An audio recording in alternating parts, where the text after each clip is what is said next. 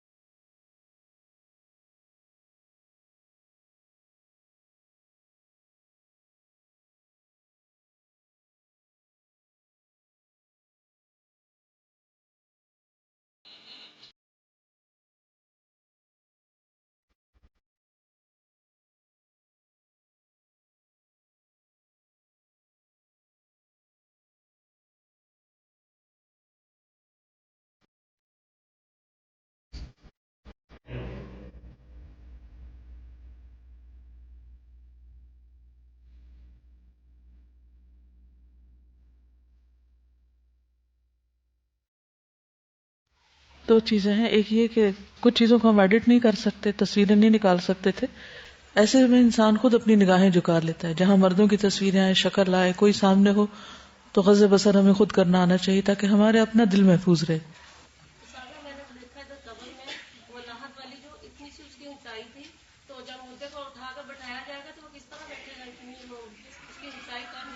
देखिए, सवाल और जवाब के लिए जब उसको उठा के बिठाना है ना, तो वो हमने नहीं उठाना, अब हमारे हाथों से गया। वो जिन्होंने उठाना है वो उठा लेंगे, लेकिन हमें जो हुक्म दिया गया वो यही है। अगर आप ज्यादा ऊंची करेंगे उसके कद के बराबर या कुछ भी, तो गिरने का भी खतरा है ना उसके ऊपर, खोखली हो जाएगी ना। تو اوپر سے کوئی گزر رہا ہو یا کچھ ہو تو کھڈے بن جائیں گے وہاں. تو یہ اٹھانا بٹھانا جن کا کام ہے وہ خود جانتے ہیں کیسے کرنا ہے. آپ کو پتا ہے کہ میت کے لیے قبر 70 گز لمبی کر دی جاتی, وہ زمین میں کہاں ہوتا ہے اللہ عالم, نیچے کو ہوتا ہے, سائڈ میں ہوتا ہے, کیونکہ اب وہ ہماری دنیا سے باہر چلا گیا ہے. ٹھیک ہے نا. اس معاملے میں ہمیں بس سنت ہی کو فالو کرتے جانا ہے, جو جو طریقہ سکھایا گیا بتایا گیا وہ ہم کرتے جائیں. تازہ آپ نے مجھے سوچنے کا موقع دے دیا بات کرنے سے پہلے. لیکن جیسے میں کل یہاں پر آئی اور جو کلاس تھی وہ شاید میرے ہی لیے تھی. پچھلے کچھ عرصے سے کچھ آزمائشیں چل رہی ہیں, گزر جاتی ہیں الحمدللہ, اور پھر اللہ کا قرب نصیب ہوتا ہے. اور الحمدللہ جتنی بھی گزری ان سب کے اندر پیچھے میں نے ایک امتحان دیا دنیا کا. لوگوں نے مجھے بڑا موٹیویٹ کیا کہ دنیا میں بھی آگے جانا چاہیے, پیچھے نہیں رہنا چاہیے. تو اس امتحان میں یہ ہوا کہ میں کامیاب نہیں ہوئی, وہ کرائیٹیریا پورا نہیں اترتا تھا. الحمدللہ مجھے کوئی غم نہیں ہوا الحمدللہ. لیکن جب کل آپ نے کہا کہ انالیسس کریں کہ آپ سارا دن جو سوچتے ہیں اس کے اندر آپ کیا سوچتے ہیں, کیونکہ یہی آپ خود ہوں گے جو اللہ اور آپ کا تعلق ہوتا ہے. تو جس وقت وہ فور دا ٹائم بینگ ہم نے انالیسس جب کر رہے تھے تو میں نے کیا تو مجھے لگا الحمدللہ مجھے اللہ زیادہ یاد آتا ہے اور کوئی بھی نہیں. الہدا میں جتنا بھی وقت گزرا الحمدللہ وہ سب ایک نیکی کے بعد ایک کراتے کراتے گھر پہنچ گئے. لیکن کل جب آپ نے ٹریولنگ کی بات کی تو مجھے لگا آپ دور جا رہی ہیں, اور میں آپ کو سوچتی جا رہی, جو کہ میں نے ایسا کبھی بھی نہیں کیا. مجھے ایسے لگا کہ میں نے اس وقت جو انالیسس کیا تھا وہ ٹھیک نہیں, کیونکہ میں جب میں آپ کو سوچ رہی تھی تو میں ذکر بھی کر رہی تھی کہ استاذہ لگتا ہے کہیں دور جا رہی ہیں. تو میرے ہسبینڈ نے کہا کہ شخصیت پرستی نہیں ہونی چاہیے. بالکل الحمدللہ استاذہ شخصیت پرستی کی بات نہیں ہے, لیکن جو میری فیلنگ ہے کہ دنیا کی اب جیسے شوہر کی محبت ہے, ماں کی محبت ہے, بہن بھائیوں کی محبت ہے, بیٹی کی محبت ہے, بیٹی کی محبت ہے, سب اپنی جگہ. لیکن ان محبتوں کو اللہ کی خاطر کرنے والا وہ انسان جس نے اس اللہ کا قرب حاصل کرنے کا شوق پیدا کیا, وہ محبت اللہ کی خاطر محبت ہونے میں میرے خیال میں خالص ترین محبت ہوتی ہے. لیکن استاذہ یہ جو جدائی کا غم ہوتا ہے, یعنی میں ابھی تک اس غم میں ہوں. مطلب میں آپ کو صحیح بتا رہی ہوں, شخصیت پرستی کی بات نہیں ہے, لیکن استاذہ ایک قرب جو اللہ کا آ کر ایمان جو بڑھتا ہے اور وہ جو فیلنگ آتی ہے وہ کسی اور سے نہ آئے تو کیا کریں. وہ ٹھیک ہے, لیکن اس چیز کو آپ کی نمازوں میں خلل نہیں ڈالنا چاہیے. السلام علیکم استاذہ, مجھے ایسے لگا کہ شاید میری بھی یہی اور میری کیا میرے خیال سے سب کی یہی کیفیت تھی. میں بھی بڑی اپسیٹ ہو رہی تھی کیونکہ آپ سے نا ایک ڈائریکٹ استاد سے انٹریکشن سے ایک علیحدہ موٹیویشن ملتی ہے.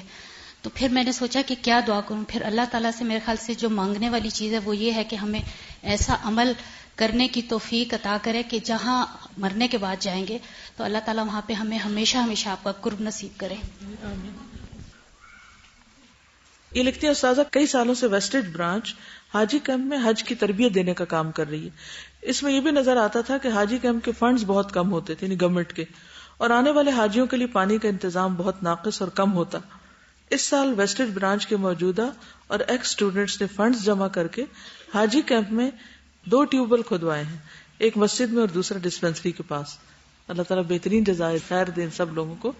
اصل میں نگاہ ہونی چاہیے جو نیکی کے مواقع ڈھونڈے, کہاں کیا کر سکتا. یہ نگاہ کب پیدا ہوتی ہے کہ آپ کو نیکی کے مواقع نظر آنے لگے, پھر اللہ آپ کو توفیق دے اور آپ کوشش کریں اور پھر اس کے بعد کسی کے فائدے کے بن جائیں.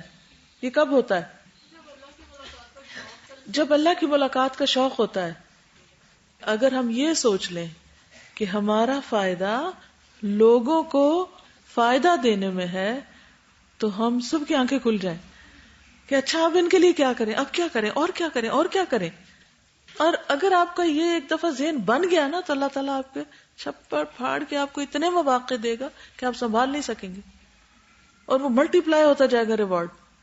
لیکن جب ہم یہ سوچتے ہیں کہ ہمارا فائدہ کس میں ہے, اور ہوا کہ نہیں ہوا, اور نہیں ہوا تو ذرا رو دھو لیں اور لوگوں کو بلیم کر لیں اور سیلف پٹی کا شکار رہے, تو پھر کچھ کرنے کے قابل نہیں ہوتے آپ. یہ لکھتی ہیں کہ کافی عرصے پہلے میرا جینا میرا مرنا کا لیکچر جس میں آپ نے بتایا کہ بیماری کی حالت میں ہمارا ریئیکشن کیا ہونا چاہیے, کس طرح صبر کیا جا سکتا ہے. میں جب ہاسٹل سے گھر گئی تو راستے میں سفر میں بہت زیادہ بیمار ہو گئی. گھر پہنچی تو بہت زیادہ بیمار تھی, سب سے ملی اور لیٹ گئی. میں نے کسی کو نہیں کہا میں کتنی بیمار ہوں, انہوں نے نہیں بتایا اپنی بیماری کا, رونا نہیں رویا, کوئی سیلف پٹی کا شکار نہیں ہوئی. میں نے ایک بات سوچی ہوئی تھی کہ آج میں نے اس تکلیف پہ صبر کرنا ہے, چیخنا چلانا نہیں. رات کو سب گھر والے میرے پاس آ کے بیٹھ گئے تو میں نے دعویٰ کا کام لیٹے لیٹے شروع کر دیا, یہ دوسرے کو فائدہ پہنچانا. کسی کو اپنی بیماری ظاہر ہی نہیں ہونے دی. بڑے بھائی بھی آ کے پاس بیٹھ گئے, وہ نماز نہیں پڑھتے تھے.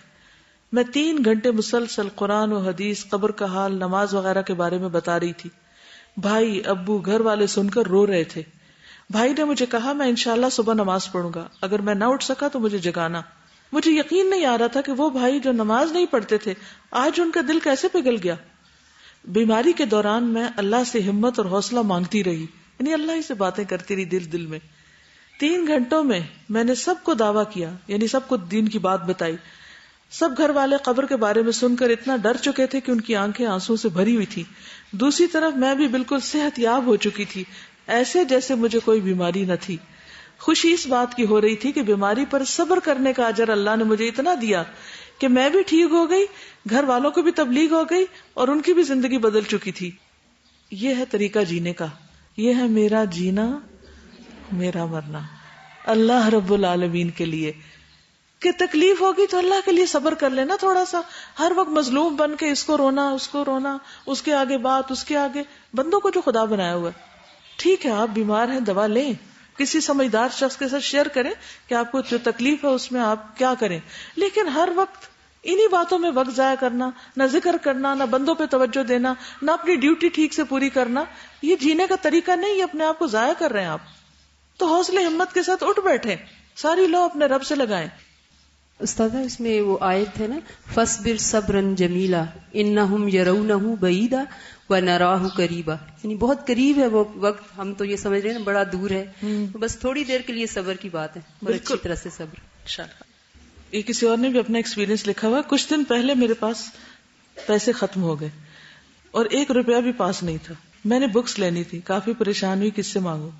دل ہی دل میں سوچ رہی تھی تو ایک دم سے میرے دل میں خیال آیا اور کہنے لگی کہ اللہ تعالیٰ میرے پاس پیسے ختم ہو گئے, میں کسی سے مانگ نہیں سکتی, میں آپ کے آگے ہاتھ پھیلا رہی ہوں, آپ میری مدد کریں. کتنا خوبصورت انداز ہے. شام کا ٹائم تھا, میں بیڈ پر آ کر بیٹھی تو ایک شیٹ میں نے 3 دنوں سے تکیے کے نیچے, میں نے سوچا کاپی پر کور چڑھانا ہے تو شیٹ سے کور چڑھا لوں. جو ہی میں نے شیٹ اٹھا کر کھولی تو اس کے اندر 550 روپیہ تھا. مجھے دیکھ کے یقین نہیں آ رہا تھا. میں نے تو اسے دل میں پکارا تھا اور اس نے مجھے خالی ہاتھ نہیں لوٹایا.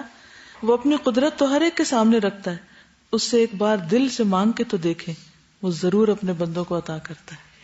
یہ اللہ سے تعلق, مانگ کے تو دیکھیں. ہمیں ڈر لگتا ہے, ڈر اپنے گناہوں کا ہی ہوتا ہے اصل میں. تو پھر ہم اللہ کے آگے پھر اعتراف کریں نا. جب ہم اعتراف کرتے ہیں تو اللہ تعالیٰ خوش ہوتا ہے نا.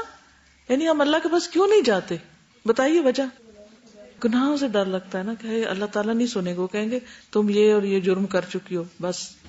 نہیں, اللہ تعالیٰ ایسے نہیں ہے. جب کوئی بندہ مان جاتا اللہ میں نے غلطی کی ہے تو مجھے معاف کر دے, تو اللہ تعالیٰ اس سے کتنا خوش ہوتے ہیں. بس یہ سوچ لے کہ اللہ تعالیٰ اس سے خوش ہو رہے ہوں گے, اللہ سے اچھا گمان کر لے. ہم بہت ہی برے ہیں, اعتراف ہے, ہر چیز ہے, لیکن اللہ تعالیٰ توبہ سے خوش ہوتے ہیں. تو میں اللہ تعالیٰ آپ کی خوشی کے لیے آپ کی طرف پلٹ رہی ہوں, ٹھیک ہے.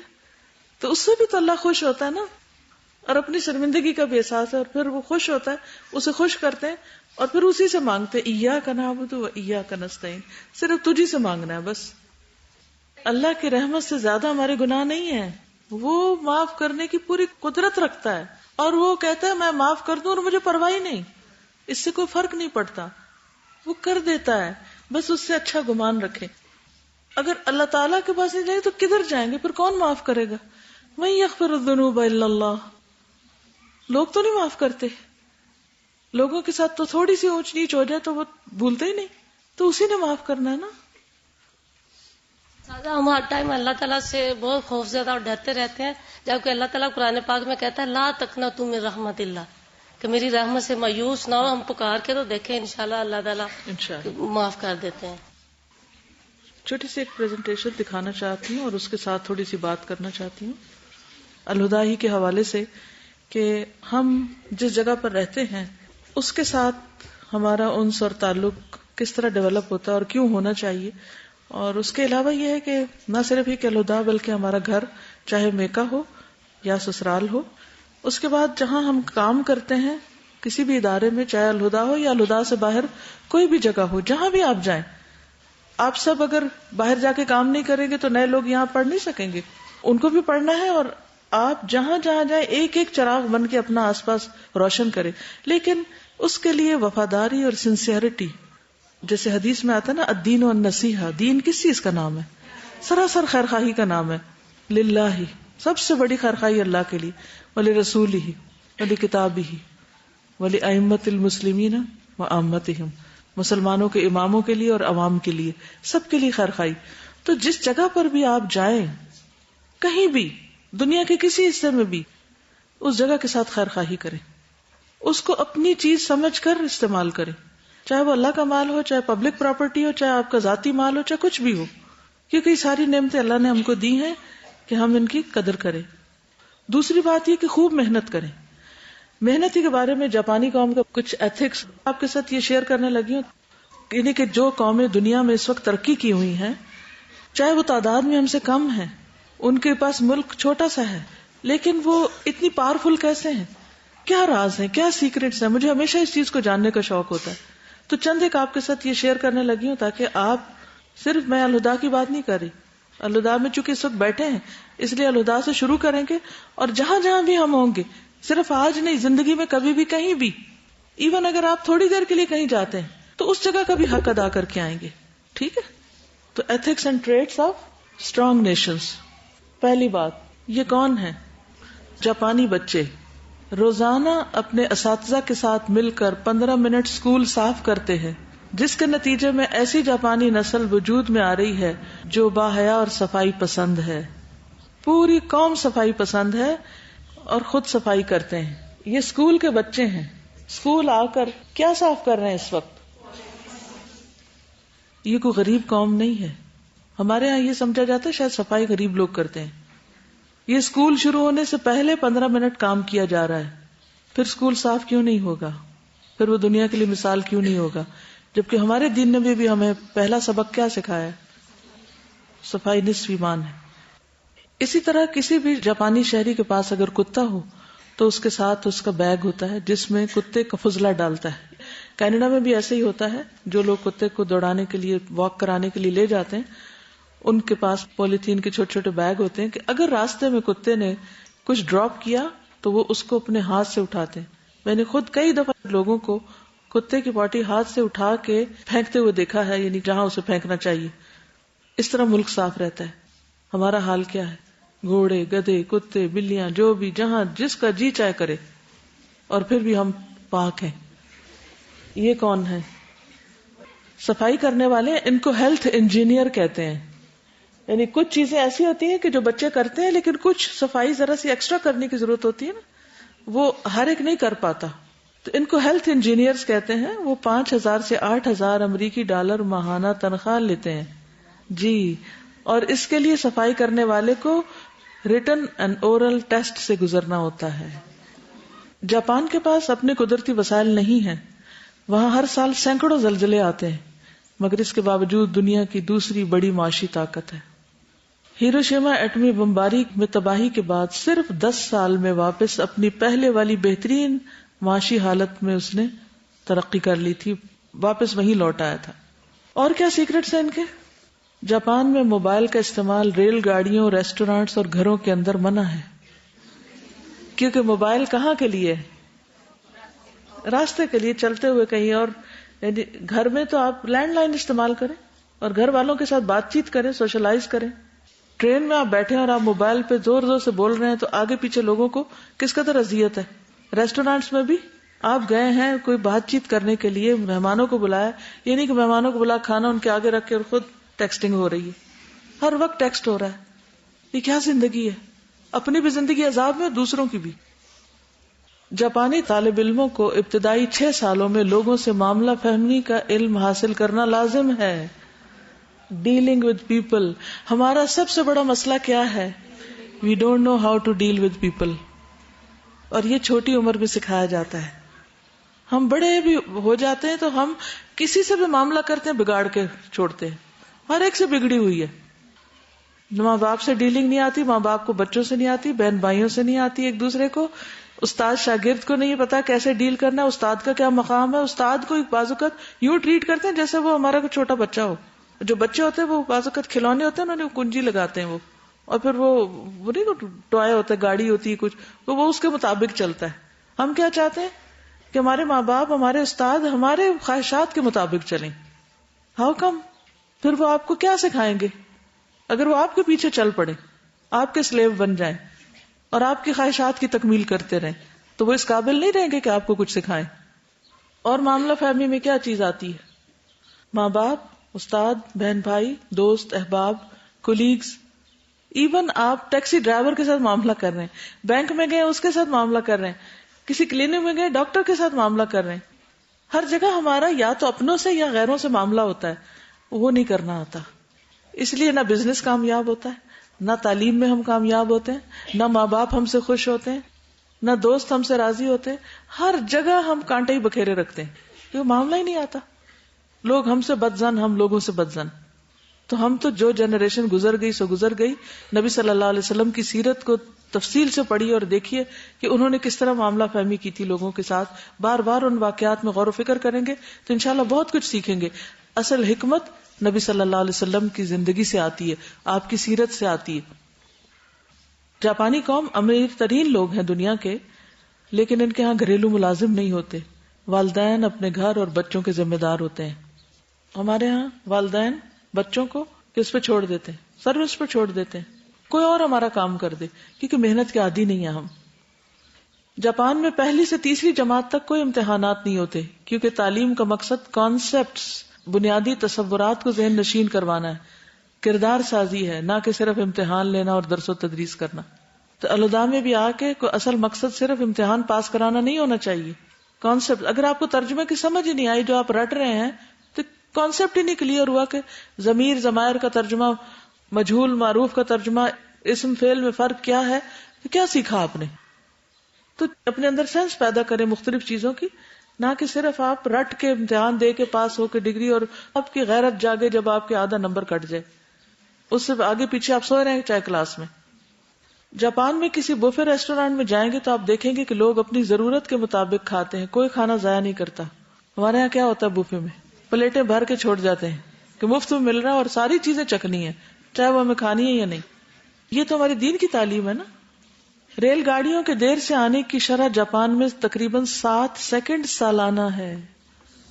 وہ وقت کی قدر و قیمت کو پہچانتے ہیں اور منٹوں اور سیکنڈوں کی حد تک وقت کے پابند ہوتے ہیں. سیکنڈز میں وقت کے پابند. بچے اسکول میں دانت برش کرتے ہیں, اسکول میں کھانے کے بعد دانت صاف کرتے ہیں, وہ بچپن سے ہی اپنی صحت کا خیال رکھتے ہیں. طالب علم آدھ گھنٹے میں اپنا کھانا ختم کر لیتے ہیں تاکہ اب کھانا صحیح ہضم ہو. جب ان سے اس فکر کے بارے میں پوچھا گیا تو انہوں نے کہا یہ بچے یعنی طلبہ جاپان کا مستقبل ہیں. تو آپ یوتھ بھی کون ہیں؟ پاکستان کا مستقبل ہیں. اور صرف پاکستان کا نہیں, کہ میں صرف نیشنلزم کے سینس میں نہیں سوچتی, مجھے اس سے بڑی چیز بھی اللہ نے ہمیں دی ہے. What comes first? Islam comes first. ٹھیک ہے نا, ہم پیدا مسلمان ہوتے ہیں, ہم مرتے مسلمان ہیں اور جیتے مسلمان کی حیثیت سے. ہم کہیں بھی ہوں, اپنے گھر میں ہو یا باہر ہو, ملک میں ہو یا کہیں دوسری جگہ پر, ہم سب مسلم ہیں. تو ہم نے صرف اپنے پاکستانی امیج کو نہیں, اسلامی امیج کو ریوائیو کرنا ہے. ہونا تو یہ چاہیے تھا وائس ورسا کہ جاپان کے لوگ مسلمانوں پر ایسی کوئی پریزنٹیشن بنا کے ان کو دکھاتے, مسلمان ایسے ہوتے ہیں, مسلمان ایسے ہوتے ہیں, مسلمان ایسے کھاتے ہیں, مسلمان ایسے سوتے ہیں, مسلمان ایسے وقت کی پابندی کرتے ہیں. یہ سب چیزیں تو مسلمانوں کی حیثیت سے وہاں جانی چاہیے تھی, تو اسلام کی خود بخود تبلیغ ہو جاتی. لیکن ہم جو کہتے ہیں وہ کرتے نہیں, اس لیے پھر ہمارے وقت میں بھی اور زندگی میں کاموں میں برکت نہیں ہوتی. یہ دکھانے کا مقصد یہ تھا کہ اللہ نے اس وقت تک کسی قوم کی حالت نہیں بدلی جب تک کہ وہ قوم خود کو نہ بدلے. اس قوم نے اپنے آپ کو بدل لیا, ان کے حالات بدل گئے. اب ہمیں اپنے آپ کو بدلنا ہے, اپنی ذات سے شروع کرنا ہے, ایک ایک شخص کو اس مشن کو آگے لے کے بڑھنا ہے انشاءاللہ. اور اس کے لیے سخت محنت کی ضرورت ہے. یہ نہیں کہ وہ شعر جیسے کہ جی چاہتا ہے شہید ہو جاؤں, پر سنا ہے جان سے مار دیتے ہیں. جان نہیں لگانا چاہتے لیکن شہید ضرور ہونا چاہتے. جزاکم اللہ خیرا. سبحانک اللہم و بحمدک, اشہد ان لا الہ الا انت, استغفرک و اتوب الیک. السلام علیکم و رحمۃ اللہ وبرکاتہ.